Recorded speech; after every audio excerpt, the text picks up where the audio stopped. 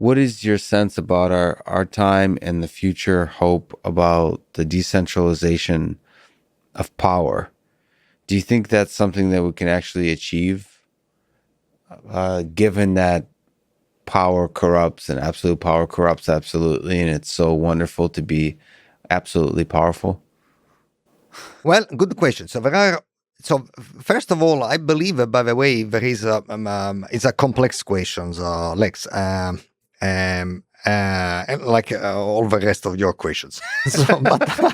I'm so very sorry. It's okay. I am enjoying it. So there are two things. First of all, power has been centralized for a variety of reasons. When you want to get it, it's easier for somebody, even a single person, to grab power. But there is also some kind of a technology, lack thereof, that justified having in power. Because in a way, in a society in which even communication, never mind blockchain, which is common knowledge, but even simple unilateral communication is hard, it is much easier to say, you do as I say, because the alternative is, so there is a little bit of a technology barrier. But I think that, and now to get to this common knowledge, that is a totally different story. Now we have finally the technology for doing this. So that is one part. But I really believe that, not by having a distributed system, not only you don't have you have actually much more stable and durable system.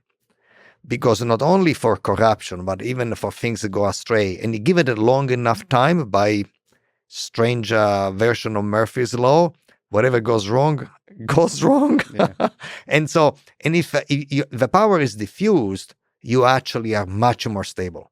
If you look at any living, complex living being is distributed. I mean, I don't have somebody say, okay, tell Silvio now it's time to eat. So you have millions of cells in your body. You have billions of bacteria. Exactly. Help me in the guts. I think, we are in a soup that somehow keeps us alive. Mess. And so strange enough, however, when we design systems, we design them centralized. We ourselves are distributed beings. And when we plan, say, okay, I want to create an architecture. How about I make a pyramid, I put this on the top, and the power flows down. And so, again, it's a little bit perhaps of a technology problem, but now the technology is there. So that is a big challenge to rethink how do we want to organize power in very large system. And distributed system, in my opinion, are much more resilient. Let's put it this way. There was one of my Italian compatriots, right? Machiavelli, who looked at the time, there was a bunch of a small state, Democratic Republic of Florence, of Venice, and the other thing.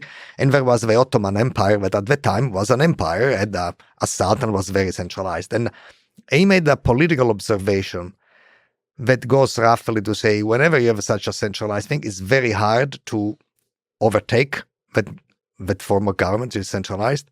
But if you get it, it's so easy to keep the population. When instead, with other things are much more resilient.